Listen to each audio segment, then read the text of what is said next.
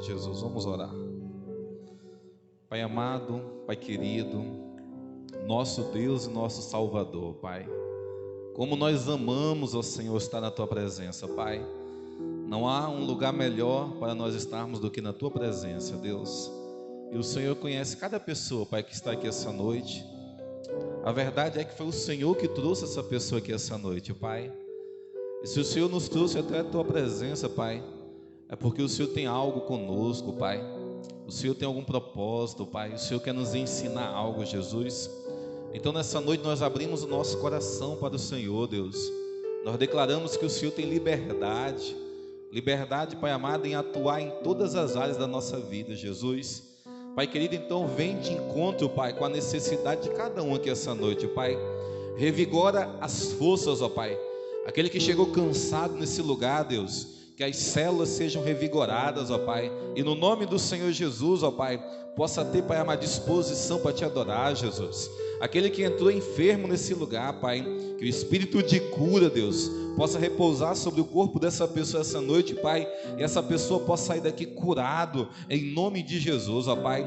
Pai, Tu és o Deus que abre portas, ó Deus. Essa é uma noite de milagres, eu creio nisso, meu Pai. Pai, enquanto esse homem e essa mulher estão aqui, Deus, te adorando, ouvindo Teus ensinamentos, ó Pai, lá fora o Senhor está vencendo a guerra dela, Pai. O Senhor está abrindo portas, o Senhor está repreendendo o inimigo, o Senhor está fazendo um milagre, Deus. Assim nós cremos, ó Jesus. Pai, nós decidimos colocar esse momento, Pai amado, separar esse momento só para o Senhor, Jesus.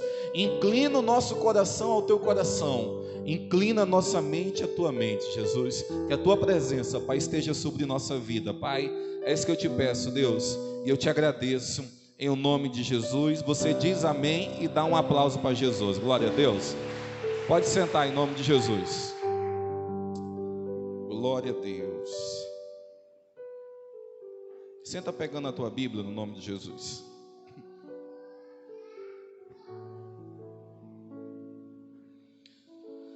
Abra a tua Bíblia no livro de Romanos, Romanos capítulo de número 12, versículo 4 e 5. Romanos capítulo 12, versículo 4 e versículo 5, nós vamos ler.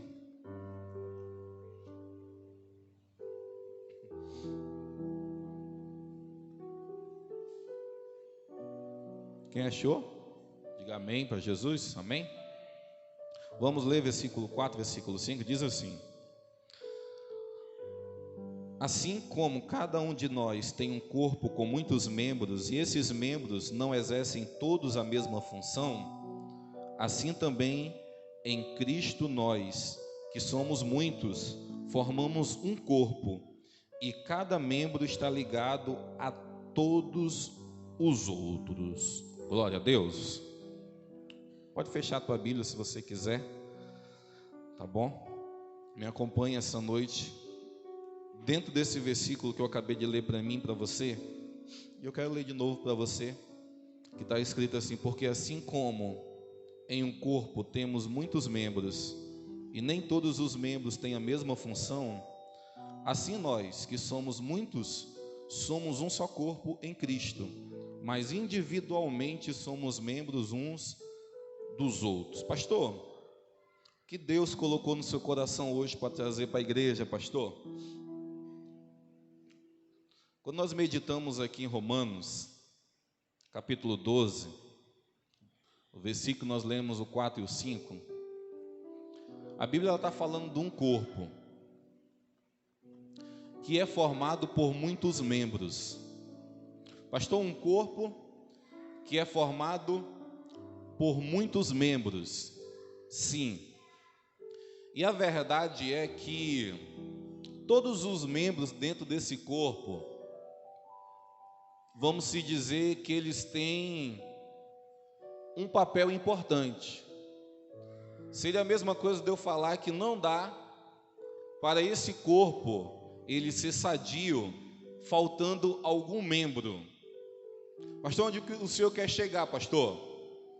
Nós poderíamos usar a ilustração do corpo humano. O corpo humano, ele é feito de vários membros. Você tem cabeça, perna, mão.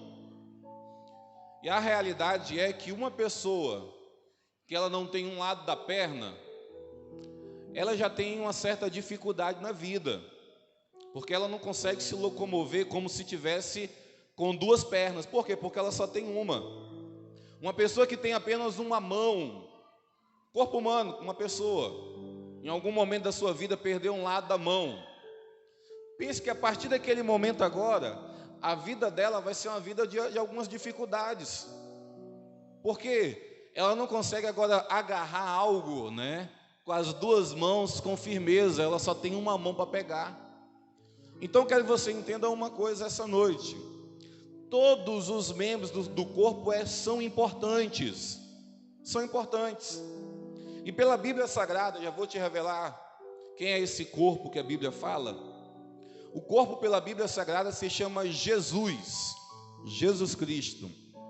E nós somos membros desse corpo que é o Senhor e Salvador Jesus Cristo.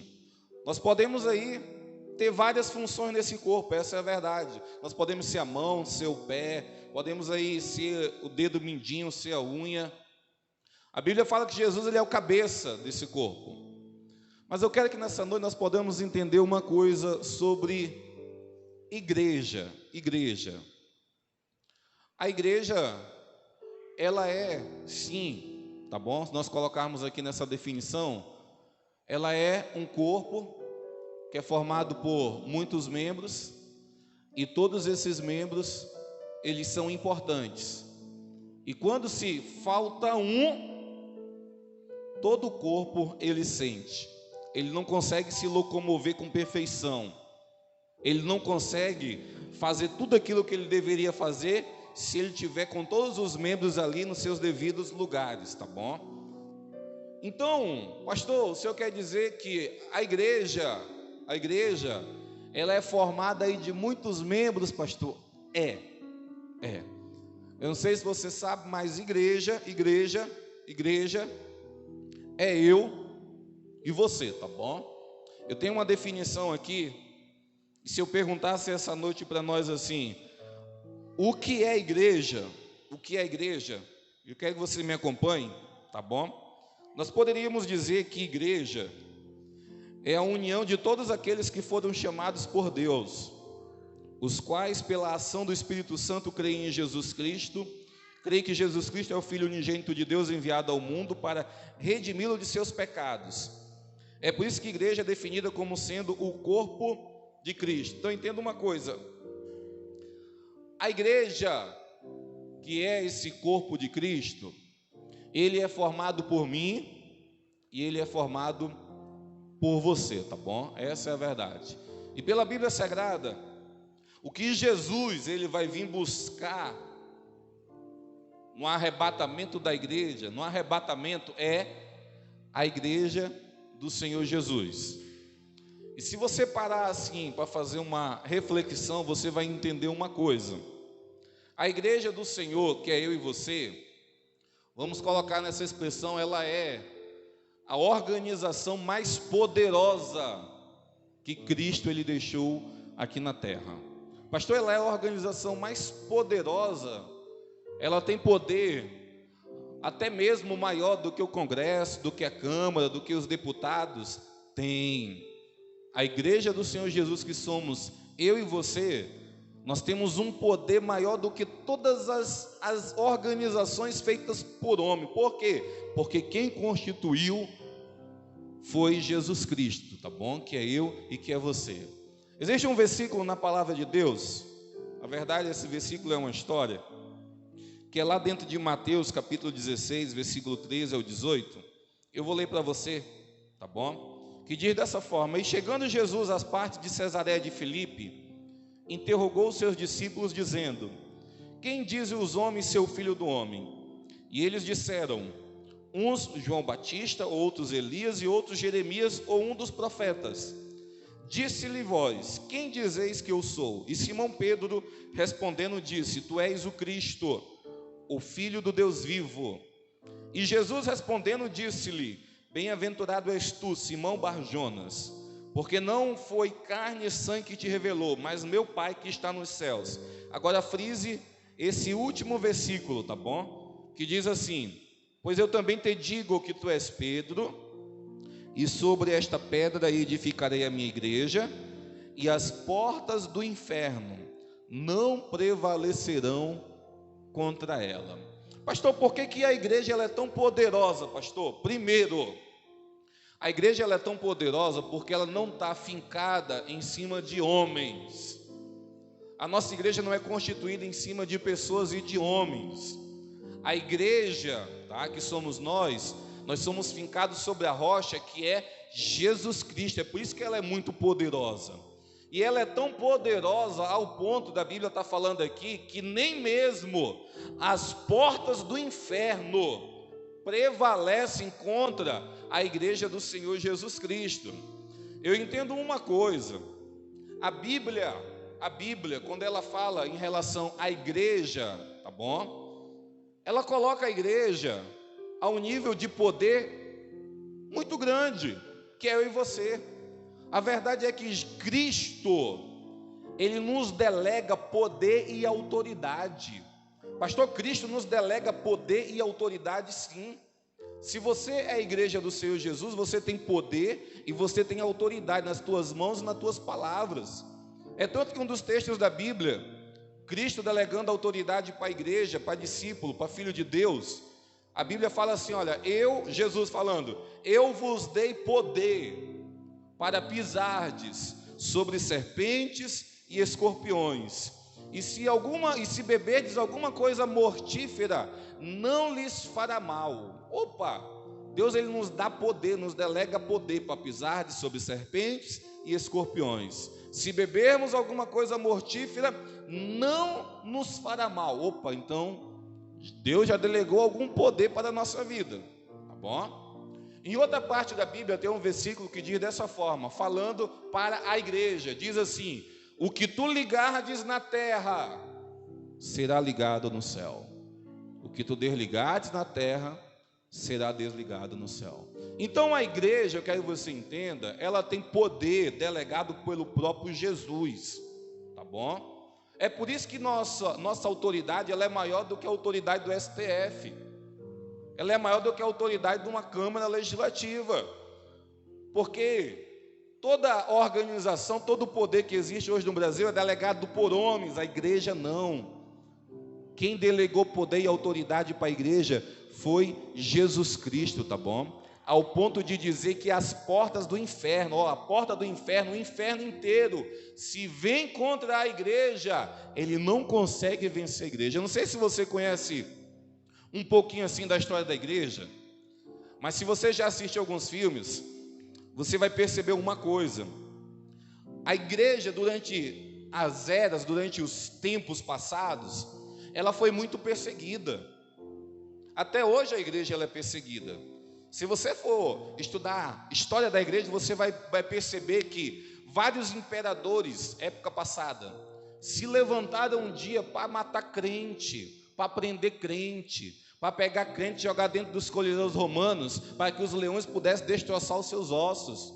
Pegavam crente, crucificavam no meio da rua, faziam crente crucificado no meio da rua de tocha, iluminação pública, pegando fogo à noite nas cruzes, era iluminação pública, por exemplo, o que o imperador Nero fez com muitos crentes, crucificava e colocava eles pendurados e queimava eles, e era a iluminação pública da cidade na época, querendo acabar, querendo aniquilar com essa raça de crente, de cristão que é a igreja. Mas me pergunte essa noite, acabou? Negativo. E o que aconteceu, pastor? Diminuiu com a perseguição. A igreja diminuiu, pastor, durante as décadas passadas? Negativo. O que aconteceu, pastor?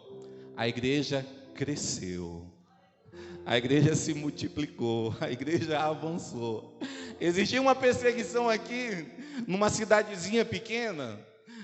Os crentes iam para outras cidades, e aonde eles iam anunciando a Jesus e fazendo novos discípulos. Começava essa perseguição ali, eles se espalhavam, cada um ia para um lado, para o outro, e eles iam fazendo discípulos do Senhor Jesus, tá bom?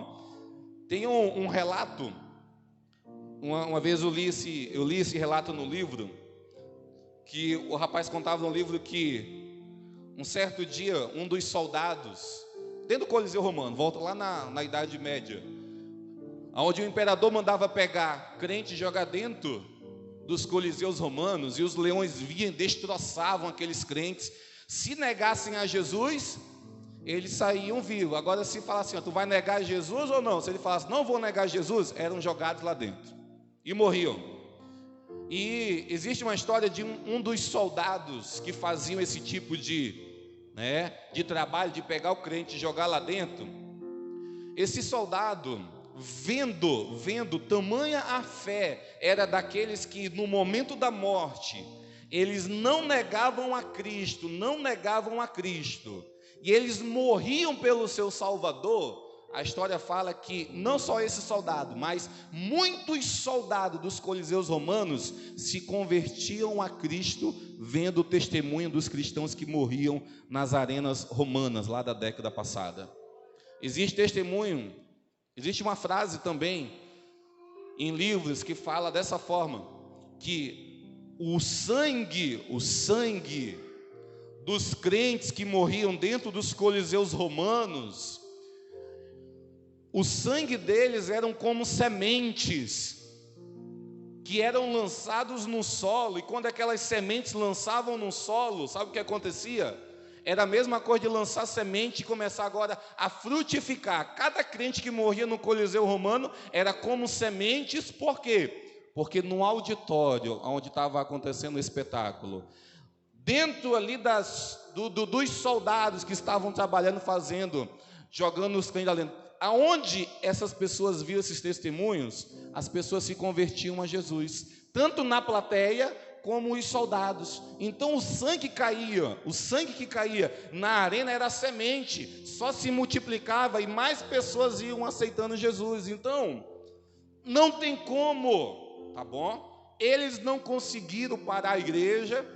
Hoje, por mais perseguição que persigam a igreja, não vão conseguir parar a igreja. Eu estava vendo, acho que semana passada, um dado estatístico. Um dos lugares que o evangelho mais cresce, pela lógica humana, o lugar mais provável do evangelho crescer seria em um país democrático e livre como o Brasil. Mas o Brasil não é um dos lugares que o evangelho mais cresce. Deveria ser, porque ninguém bate em crente aqui no Brasil. Qualquer esquina que tu chegar, você pode colocar a tua caixa de som e pregar a palavra de Deus. É um país livre. Mas se tu for em outros países como a China, onde o governo ele tenta de todas as formas acabar com a religião do cristianismo. Eu estava lendo dados um dia desses. Um dos lugares que o evangelho mais cresce é na China. Pastor, como é que cresce? Onde o governo quer acabar, onde se pegar com Bíblia na mão. Um dia desse, estava vendo uma reportagem também, eles bloqueiam o aplicativo da Bíblia no celular dos chineses. Não pode ter aplicativo da Bíblia lá. Não pode ter uma construção como essa daqui, 4 paredes levantadas e um pastor em cima do altar pregando com uma multidão. Não pode ter isso lá na China. Pastor, então como é que acontece, pastor? Igrejas subterrâneas, dentro de cavernas, igrejas dentro de apartamentos, igreja dentro de casa, igreja dentro das florestas, igreja nos montes, igrejas escondidas. E quanto mais eles perseguem, mais essa igreja se multiplica e pessoas vão aceitando a Jesus. É um dos lugares onde mais cresce o evangelho, na China. Então ninguém consegue parar a igreja do Senhor Jesus Cristo, que é eu e que é você. Eu entendi uma coisa um certo tempo da minha vida. Às vezes nós mudamos a nossa pregação, tu sabia disso? Tem coisas que eu pregava algum tempo atrás que eu não prego mais hoje. Por quê, pastor? Mudou a Bíblia? Não. Mudou a minha forma de ver. Essa é a verdade. Eu já preguei que a igreja, ela é um pronto-socorro espiritual. E eu já preguei em altar, gritei, falei, olha, a igreja é um pronto-socorro espiritual, todo aquele que chegar doente vai aqui ser curado para a glória de Deus. Pastor, isso é verdade ou não? Se acalme. Em partes é verdade. Pastor, por que em partes é verdade? Porque a igreja, ela não é totalmente um pronto-socorro espiritual. Mas a igreja, entenda uma coisa, tá? Isso aí foi a minha mudança de pregação. A igreja, ela é um exército. Você pode dar uma glória a Deus para Jesus? A igreja, ela é um exército, porque a Bíblia está falando aqui que nem as portas do inferno prevalecem contra ela. Então ela é um exército do Senhor, aonde Deus, ele capacita soldados, onde Deus, ele capacita homens e mulheres valentes para que possam destruir o inimigo, tá bom? É um exército. Mas como todo exército, entenda isso essa noite, como todo exército, sempre tem uma enfermaria. Sempre tem uma enfermaria no exército. Por mais poderoso que seja o exército, quando ele vai para a guerra, ele tem que formar uma equipe de médicos, enfermeiros e mandar junto com os soldados, porque pode acontecer que durante a guerra alguns soldados seus se ferirem. E o que acontece se algum soldado se ferir? Opa, vai para a enfermaria. Vai para a enfermaria. Tem médico cuidando, tem enfermeiro cuidando, glória a Deus. Se recuperou na enfermaria desse exército, volta para a linha de batalha novamente, tá bom? Volta para frente da batalha. Isso é a igreja do Senhor Jesus. Então hoje, a minha pregação é: a igreja é um grande exército de soldados vitoriosos, tá bom? Temos uma enfermaria, glória a Deus. Se alguém ficar ferido, é papel da igreja curar e sarar essa pessoa. Mas quando tiver curado e sarado, volta de novo para o campo de batalha, tá bom? Porque tu foi chamado para fazer parte do exército que é a igreja do Senhor. Então, em nome do Senhor Jesus Cristo, e eu entendi dentro desse versículo aqui, onde a Bíblia fala que as portas do inferno não prevalecerão contra a igreja do Senhor. Eu quero que vocês entendam uma coisa sobre esse papel do exército e esse papel da igreja. Algumas pessoas, elas pensam que a igreja, ela tem que ficar, vamos se dizer, ela tem que ficar sempre numa posição de defesa, enquanto o mundo e o diabo atacam ela, e ela apenas resiste. Outro dia eu passei um estudo sobre isso. Existem armas de defesa e armas de ataque que cada crente tem que usar no mundo espiritual. Mas algumas filosofias pensam que a igreja, ela tem que ser aquele tipo de pessoa, né? Aquele tipo de homem e mulher que fica apenas na defensiva, que fica apenas se defendendo. O diabo, ele se levanta contra você, e você vai fazer o quê? Se defender, fica ali igual um coitadinho, chorando no canto, resmungando da vida. E a verdade é que não é dessa forma que tem que ser. Eu entendi esse versículo, que as portas do inferno não vão prevalecer contra a igreja do Senhor. Não que é as portas do inferno que vão vir contra a igreja, não. É a igreja que vai avançar em direção às portas do inferno. E a igreja vai começar a chacoalhar as portas do inferno, até ela ser derrubada. Quando as portas são derrubadas, a igreja avança, a igreja entra. Pastor, é dessa forma?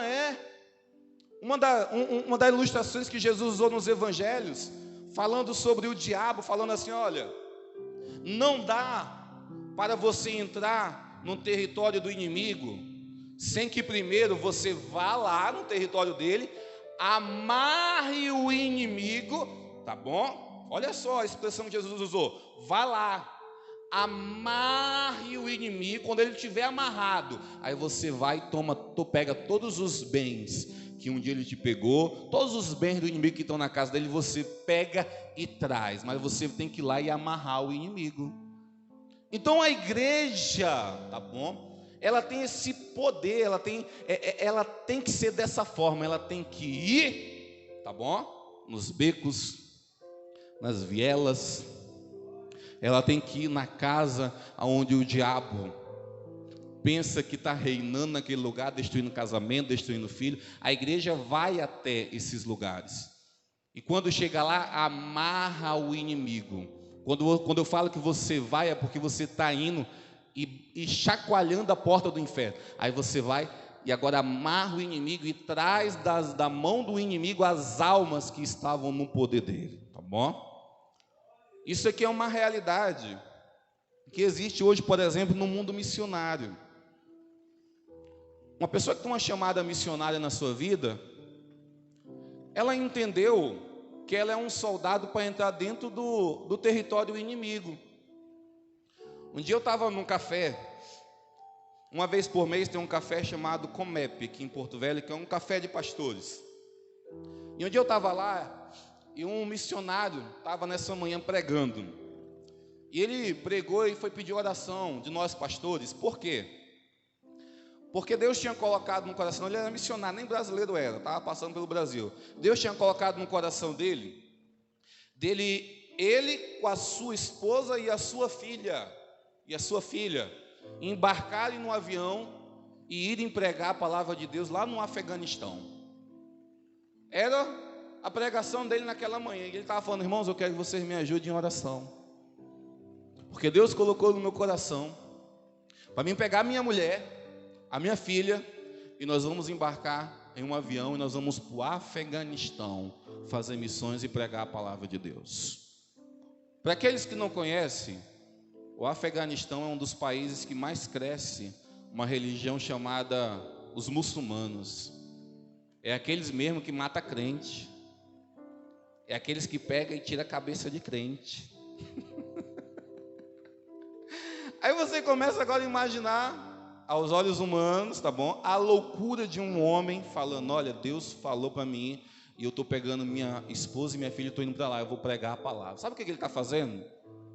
Ele está se colocando num lugar primeiro de soldado, e ele está entrando agora dentro do território do inimigo. Entrando dentro do território do inimigo, para quê, pastor? Para pegar aquilo que está na mão do inimigo e trazer para o lado da igreja. O que é isso, pastor? Isso é o papel da igreja. Acho que 2 dias atrás eu estava ouvindo um testemunho de um rapaz, e ele falou que em uma das viagens missionárias dele, da igreja deles, faz viagem missionária, e eles foram aqui para a Bolívia. E ele contando o testemunho dele, estava assistindo 2 dias atrás. Ele falou assim: olha, nós fomos para um lugar, para um vilarejo na Bolívia, aonde só existe mulheres que são devotas a um demônio. Ele deu o nome do demônio lá, e toda a aldeia daquelas mulheres, elas são devotas àquele demônio. E ele falando assim: não existe ninguém ali que não é devoto, é um vilarejo que todo mundo é devoto àquele demônio. E sabe o que a equipe missionária decidiu? Ir lá para esse vilarejo, pregar a palavra de Deus, aonde todo mundo, na realidade ele dava o nome das mulheres que elas eram bruxas devotas a um demônio. Toda a cidade era devota àquele demônio. E ele conta que igreja nenhuma conseguia ficar aberta naquela cidade por mais de 6 meses, mas eles foram. E ele começa a contar as experiências. Cada casa que entrava era demônio manifestando, era demônio querendo bater nele, mas a autoridade que está sobre a igreja sempre vai ser maior do que o poder de Satanás. Sempre vai ser maior. Mas eu quero que você entenda o papel que a igreja ela tem que desempenhar. O papel da igreja é sempre esse, tá bom? Ela tem esse papel de entrar, de fazer. E pode ter certeza, jamais o inimigo e o diabo vai conseguir vencer a igreja do Senhor Jesus, que é uma igreja vitoriosa, tá bom? Então essa é a igreja do Senhor Jesus, que foi aí formada durante os tempos, tá bom? E a verdade é que todos perseguiram, mas não conseguiram aí acabar com essa igreja, que é eu e que é você, tá bom? Mas agora eu quero te encorajar para a tua realidade aqui. Eu sei que a nossa realidade, nós vamos contar a história de pessoas, nós vamos ter várias histórias bonitas de pessoas. Mas eu quero que você entenda essa noite, você aprendeu o que é a igreja. E a igreja é esse exército, tá bom? Esse exército. Agora eu quero que você aprenda comigo o que é ser igreja. Pastor, o que é ser igreja? Uma coisa é diferente da outra. A igreja, tá bom? É isso aí que todo mundo tentou um dia acabar e não conseguiu. Agora vamos para a nossa realidade prática aqui. O que é ser igreja? O que é ser igreja? Me acompanhe. Ser igreja é mais do que simplesmente frequentar um templo semanalmente. É se envolver com o corpo de Cristo e ser parte de um organismo vivo, cuja própria vida flui de Deus. Ouça as histórias, conheça as jornadas e caminhe junto com seus irmãos. Não há unidade sem vulnerabilidade e confiança. Então entenda uma coisa essa noite. A igreja, ela vai ser igreja, ela vai muito mais do que você apenas frequentar um culto, tá bom? Se alguém pensar assim, pastor, pensei que eu fazia parte da igreja vitoriosa do Senhor Jesus apenas vindo para o culto ou indo para a célula. Não, vai muito mais além disso. Essa é a verdade. Lembra que eu comecei com um versículo falando sobre nós fazemos parte de um corpo e nós somos membros desse corpo, tá bom? E cada membro tem a sua importância, tá bom? E cada membro, a realidade é essa, que cada membro tem que desempenhar a função para a qual foi criado. Pastor, cada membro tem que desempenhar a função para a qual foi criado, sim. A boca foi criada para falar, o pé foi criado para andar, as mãos foram criadas para pegar. Então já comecem a entender uma coisa: todos nós aqui temos uma parte importante no corpo de Cristo. E eu, como pastor, já entendi um tempo na minha vida que dentro da igreja do Senhor Jesus, todos são diferentes. Aqui não é crente feito em séries.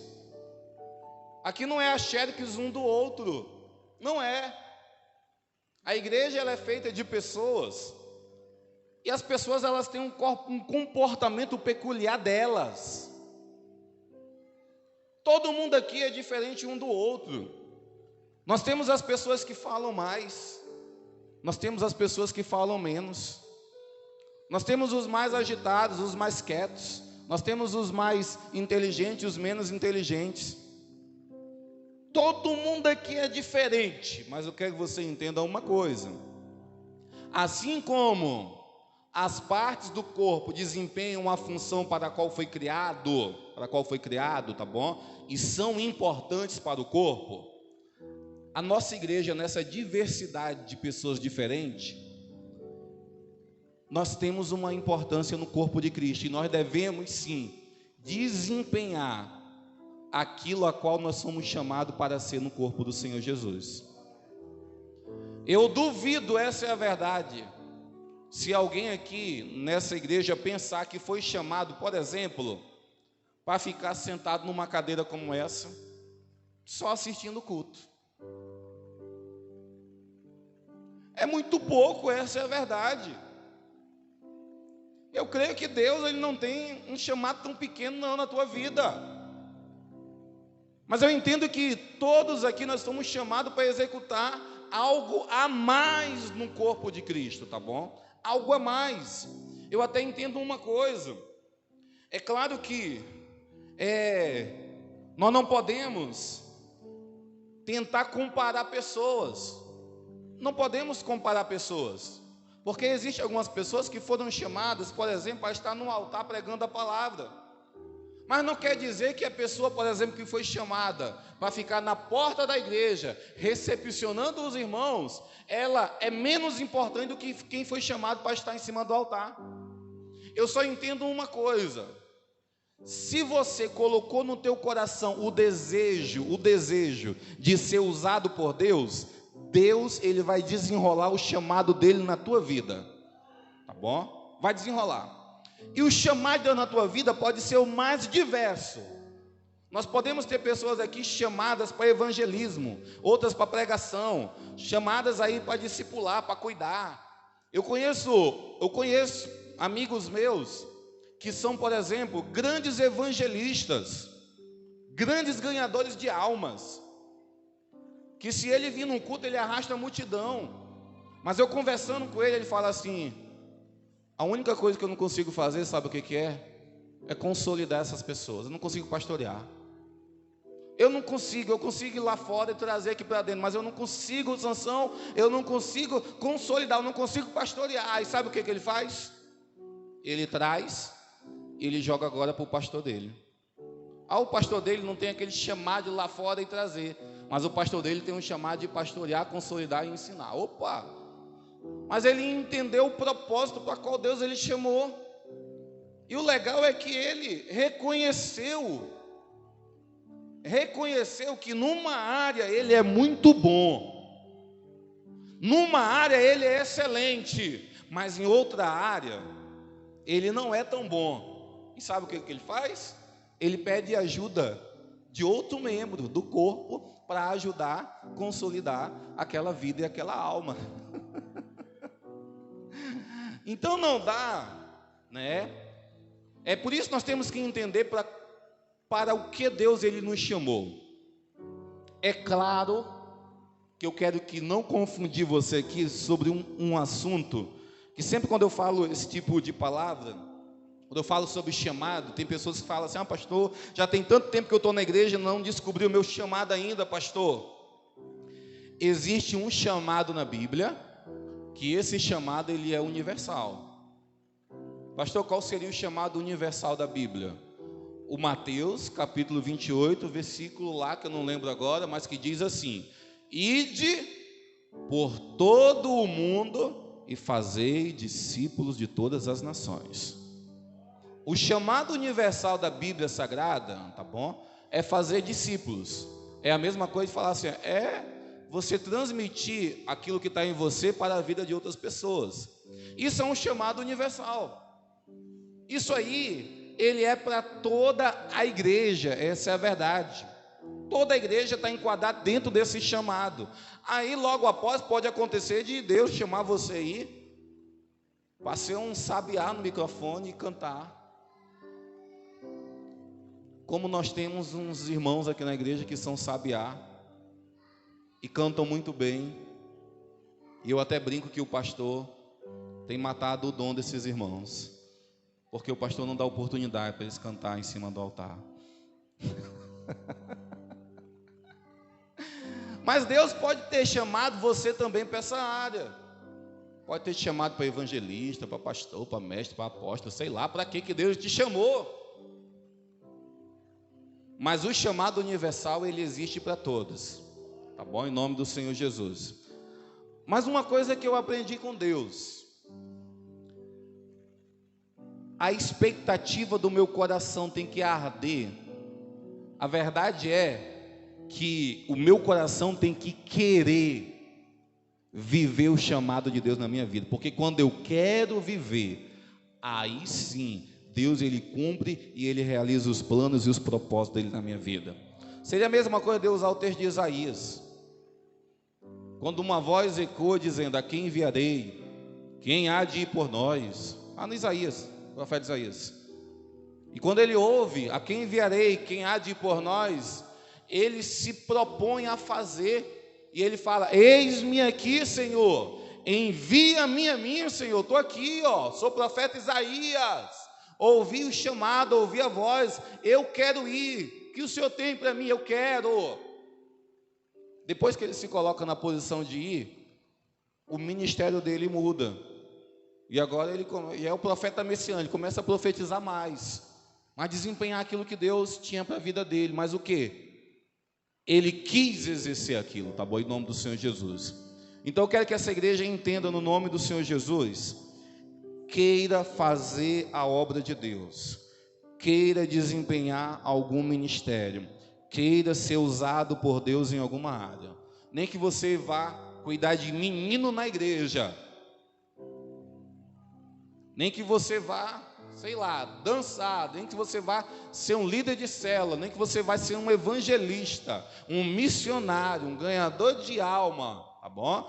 Alguma coisa Deus tem a mais na tua vida, você tem que crer nisso, tá bom? Em nome de Jesus. Alguma coisa Deus tem a mais com você. Então, isso é ser igreja, é você se deixar ser usado por Deus, tá bom? É você dentro de uma comunidade como essa, você fazer a parte que é para você fazer dentro do corpo. Isso é ser igreja. Eu entendo uma coisa, entenda nessa noite, eu vou terminar. Não dá para ser igreja, não dá para ser igreja sozinho. Pastor, não dá para ser igreja sozinho? Não dá. Até mesmo que uma das definições de ser igreja é coletivo. Igreja é algo coletivo, entenda isso essa noite. Igreja é um conjunto de pessoas que se reúne em um templo, tá bom? Em um prédio como esse, para unicamente adorar o Senhor e Salvador Jesus Cristo. Então é um conjunto de pessoas. É tanto que um dos versículos que existe na Bíblia que fala dessa forma: aonde houver 2 ou 3 reunidos no meu nome, ali Jesus falando, eu vou me fazer presente. Não dá para ser igreja sozinho, não dá.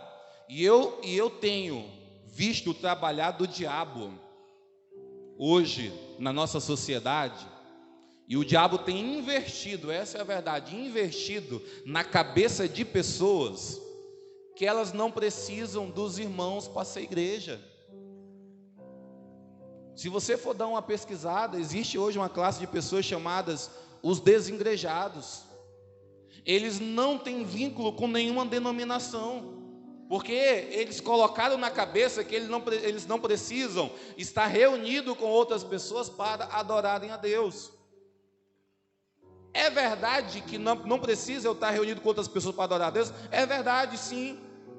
Lá dentro do teu quarto você consegue adorar a Deus. Lá, andando de carro, de bicicleta, você consegue adorar a Deus. A única coisa que você não consegue sozinho, sabe o que é? É ser igreja. Igreja você não consegue ser sozinho. Igreja você tem que estar junto dos irmãos.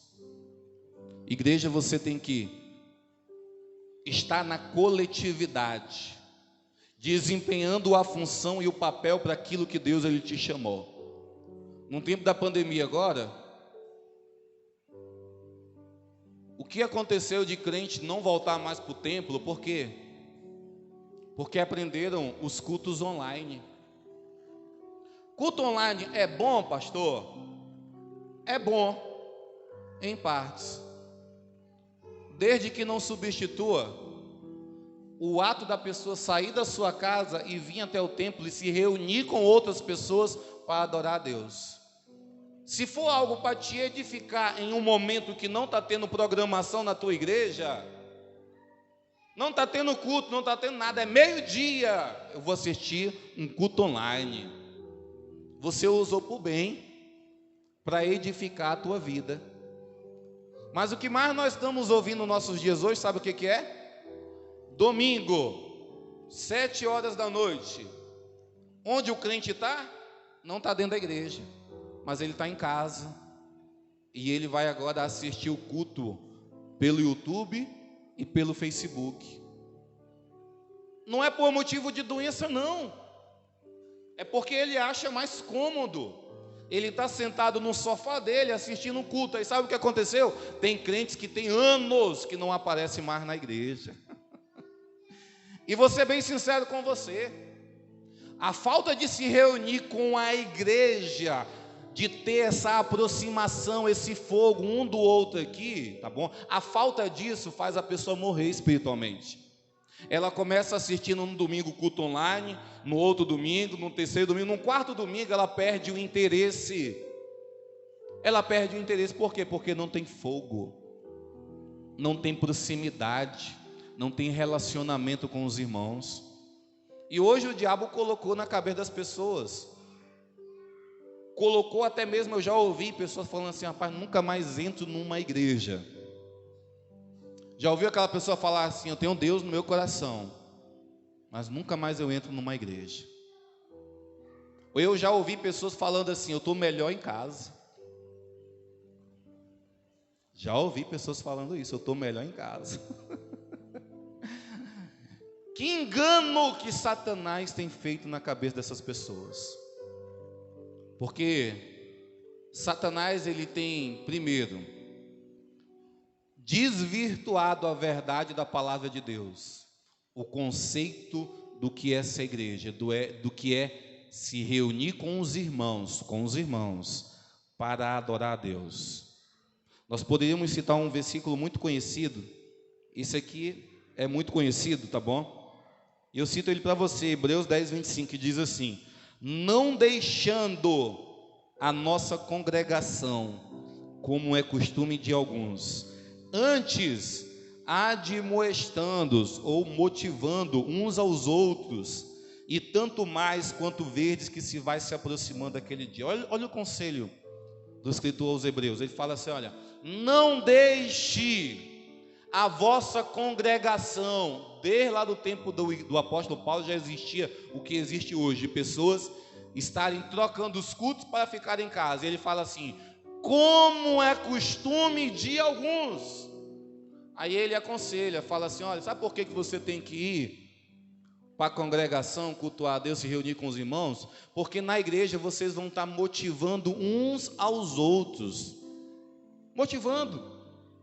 Existe um versículo na Bíblia, não sei qual livro, nem capítulo, mas diz dessa forma assim: que quando nós nos reunimos para adorar a Deus, uns têm salmos, uns têm doutrinas, outros têm, vai falando lá, vai dando um monte de nome lá, de coisas que homens desempenham dentro da igreja, mas todos colaboram para a edificação de uns aos outros no corpo de Cristo. O apóstolo Paulo está dizendo assim: olha, tem que congregar para quê? Para motivar uns aos outros a caminhar, a caminhada cristã até o fim. E ele acrescenta falando assim: olha, porque você tem que fazer isso, o fim já está próximo, né? O versículo fala assim: porque vai se aproximando aquele dia. Pastor, qual dia está se aproximando, pastor, que o apóstolo Paulo está falando aqui? O dia da vinda do Senhor Jesus Cristo. O dia do retorno do Senhor e Salvador para buscar a igreja. E o apóstolo Paulo nos aconselhou isso: não deixe, meu irmão, não deixe. Eu particularmente já presenciei pessoas por se magoarem por alguma conduta de algum irmão da igreja, por se, vamos dizer assim, se machucar por alguma atitude do pastor, ou não concordarem com alguma coisa da igreja, elas se afastarem, em outras palavras, se isolarem. Eu sempre entendi que o isolamento cristão é o método mais rápido de você desviar e morrer espiritualmente. Quando você decide se isolar dos teus irmãos e da igreja, sabe o que acontece? Você se torna uma presa fácil para um lobo, para o inimigo. Por quê, pastor? Porque tu está sozinho.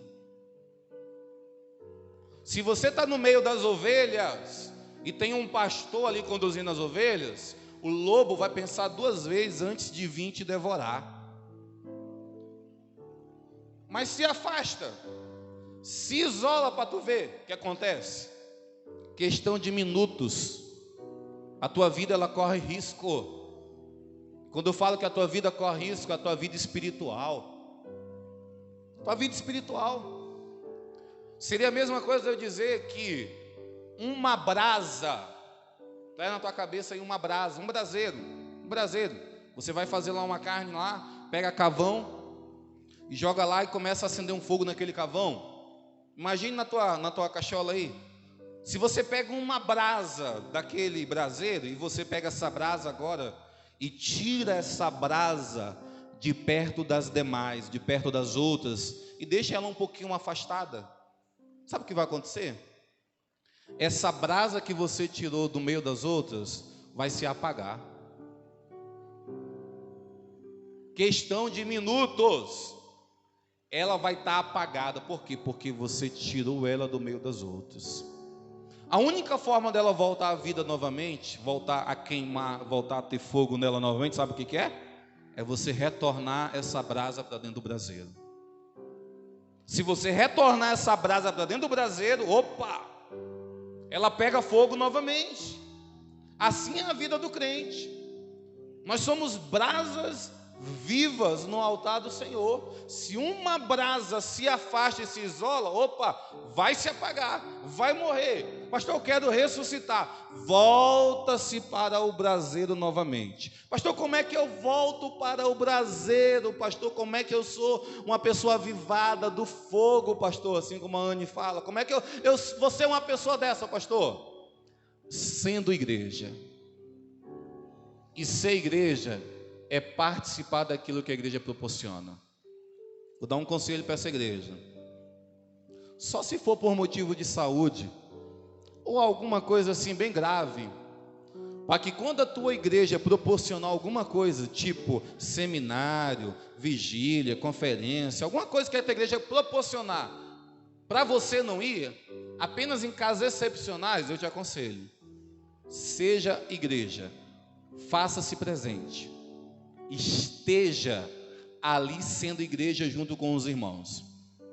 Porque vai acontecer, como eu já conheço algumas pessoas que morreram espiritualmente, porque vamos ter um seminário na igreja, não vou não, está tendo culto lá na igreja, vou não, e essa de vou não, hoje não está mais na casa do Senhor, está desviado. Por quê, pastor? Porque ela decidiu a não ser mais igreja, tá bom? É quando o pastor faz um café da manhã aqui, você vem para o café da manhã, escuta a palavra, ora. Quando no momento do café você está ali também, participando da mesa com os irmãos. Depois do café tem uma limpeza da igreja, você está ali com o rodo, está com a vassoura. A igreja agora vai fazer algum trabalho num terreno da igreja, você está ali com a tua enxada, você está ali dando pelo menos o apoio emocional. A igreja vai fazer um evangelismo, você está ali. A igreja agora está no propósito tal, você está ali. Isso é ser igreja, tá bom? Isso é ser igreja. Eu ouvi uma frase de um pastor da Assembleia de Deus, bem velhinho, e ele falava dessa forma assim: olha, quem não é visto não é lembrado. E eu esqueci o restante, mas tinha uma conclusão dessa frase. É um pastor muito conhecido na internet, lá, Assembleia dele, lá, acho que lá do Nordeste. Mas essa primeira frase, quem não é visto não é lembrado. Tu sabe quem são as pessoas que mais crescem ministerialmente na igreja? São as pessoas que se envolvem com ela. Porque quando você vê uma pessoa que se envolve com a igreja, você entende que essa pessoa primeiro ama a Deus, e segundo ama a igreja do Senhor Jesus. Tu sabia que é impossível eu falar que eu amo a Deus e não me envolver com as coisas de Deus na igreja? É sem lógica. Seria a mesma coisa daquele versículo que fala assim: olha, não tem como alguém falar que ama a Deus e odeia seu irmão. Aí a Bíblia conclui dizendo: se você odeia aquele que você está vendo que é o teu irmão, como é que você fala que ama a Deus que você não vê? É a mesma linha de pensamento. É impossível alguém falar assim: eu amo tanto a Deus, eu amo tanto o Senhor, mas a igreja, não, a igreja eu não gosto não. Eu não gosto de me envolver muito com a igreja não. Os irmãos lá da igreja, minha irmã, aquela mulher lá é fofoqueira, aquele irmão lá é carnudo, o outro lá é mais... Ixi, eu prefiro ficar na minha aqui, mas eu amo muito a Deus. Mentira. É impossível alguém falar que ama a Deus e não se envolver com a igreja de Deus. A igreja do Senhor Jesus, vou ser bem sincero, ela é um lugar onde realmente existe o fofoqueiro, A igreja do Senhor Jesus é o lugar onde existe a mala. A igreja do Senhor Jesus é um lugar onde existem pessoas que ainda não foram curadas 100% da enfermaria. Tem pessoas na igreja que estão anos e anos na enfermaria, ainda não saíram. É um lugar de pessoas, vou ser bem sincero, pessoas complicadas. Mas se eu te dissesse que mesmo sendo um lugar onde existe tantas pessoas que às vezes têm ainda algumas deformidades no seu caráter, na sua personalidade, ainda tem alguns defeitos, se eu te dissesse que ainda assim a igreja é o melhor lugar para se estar, é o melhor lugar para se estar, seria a mesma coisa de eu trazer, por exemplo, à nossa memória a Arca de Noé. A Arca de Noé, lá, um Noézinho que entrou na arca com um monte de animal. O anjo fechou a porta da arca e caiu chuva, e não dava mais para abrir a porta daquela arca. Passou meses aquela arca velejando, meses. Mas entendam uma coisa, dentro daquela arca existia todo tipo de animal, todo tipo. Existia o elefante, o hipopótamo, existia tudo quanto espécie de animal. E todo animal, assim como o ser humano, tem as suas necessidades fisiológicas. Todos aqueles animais, imagine agora, fazendo suas necessidades fisiológicas, mijando, cagando dentro da arca. Imagine uma cena dessa durante meses. Meses. A porta não estava abrindo, porque a água cobria-se a terra. Mas fora da arca, se você lembrar, fora da arca, existia uma geração toda que estava morta. Os seus corpos, com certeza, estavam boianos, podres, em cima das águas. E aqueles, imagine essa cena, fora da arca, muitos corpos daquela geração toda, de homem, mulher, de tudo, podres. Todo mundo fora está morto, só quem está vivo é quem está dentro da arca. Mas dentro da arca tem um mau cheiro também. Dentro da arca pode acontecer de vez quando dá uma briga ali entre um animal e outro, e o Noé tem que entrar na frente. Epa, para. Mas eu te pergunto, qual é o melhor lugar para se estar? Dentro da arca, onde existe um fedorzinho, pode existir uma intriga ali entre os animais, ou fora da arca, onde está todo mundo morto e sem esperança mais de salvação. O melhor lugar é dentro da arca. Esse é o melhor lugar. A igreja do Senhor Jesus, ela é uma arca. E por mais que nós tenhamos aqui pessoas que a verdade é que são uma diferente das outras, eu vou te falar uma coisa, eu aprendi isso um tempo da minha vida: aceite a forma que o teu irmão é. Aceite, aprenda a conviver com ele dessa forma.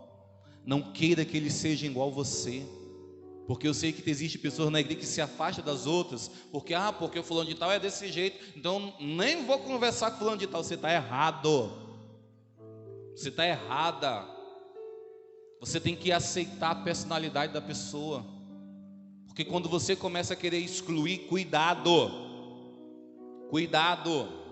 porque essa pessoa que está do teu lado, que é totalmente diferente com você, se estiver servindo a Jesus, essa é a pessoa que um dia vai passar uma eternidade morando com você no céu. Essa é a pessoa, tá bom? Então, nós temos que aceitar sim, aprender a conviver com as diferenças das pessoas, aprender. Se um é mais chato, glória a Deus. Um é mais legalzinho, glória a Deus. Mas nós estamos todo mundo aqui servindo ao mesmo Deus, com a esperança de um dia chegar lá no céu, tá bom? Isso é ser igreja do Senhor Jesus, tá bom? É eu me envolver com ela, é eu amar ela, é eu fazer alguma coisa em prol dela. Quando eu entendo isso, pode ter certeza, você vai executar o ministério a qual Deus ele tem na tua vida, tá bom? Tá? E todos aqueles que se destacam na igreja é porque amam a igreja. ame a sua igreja. Ame o lugar onde Deus ele te plantou, em nome do Senhor Jesus, tá bom? Eu entendi um tempo na minha vida que a igreja ela é uma família, e eu termino dizendo essa frase que diz dessa forma: a igreja não é um lugar para frequentar, mas é uma família para pertencer. Entendeu a frase? Não é um lugar para tu frequentar não, tá bom? Você frequenta restaurante, você frequenta pizzaria, você frequenta cinema, igreja você não frequenta, você pertence a essa família, tá bom? Então sinta-se parte de uma família que é a igreja do Senhor Jesus. Quando você se sente parte dessa família, você batalha por ela e você ama ela, tá bom? Então pertença à igreja do Senhor Jesus. Fique de pé essa noite em nome de Jesus. Glória a Deus.